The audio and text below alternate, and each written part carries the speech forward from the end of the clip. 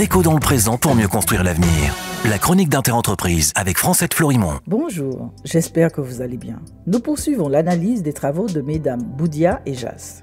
Vous vous souvenez, durant la période de gouvernance par le risque, était jeté un voile pudique sur le fait que pour de nombreuses activités dangereuses, les personnes qui subissaient les risques étaient différentes de celles qui en tiraient avantage. Les premières politiques publiques tentant un début de régulation sont apparues, mais elles étaient violemment combattues par les lobbies, aussi bien industriels que politiques, au motif qu'elles empêchaient la création d'emplois. Il s'en est suivi 20 années de batailles juridiques intenses entre les pros et les anti-produits chimiques qui a abouti en 1983 à la production du Livre rouge, un rapport conçu par des universitaires, des chercheurs et des experts de l'évaluation des risques. La méthodologie qu'ils ont proposée est encore utilisée aujourd'hui par les agences internationales et nationales de gestion des produits chimiques, dont celle de la France.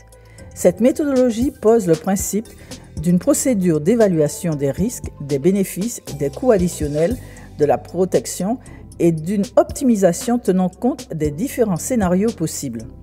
Ce petit livre rouge définit les 4 composants à prendre en compte pour l'évaluation des risques.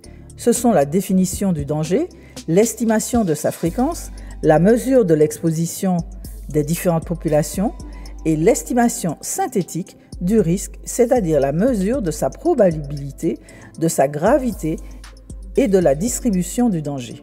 Comprenez bien, le processus proposé par le Livre rouge n'est pas là pour discuter de la pertinence de telle ou telle activité.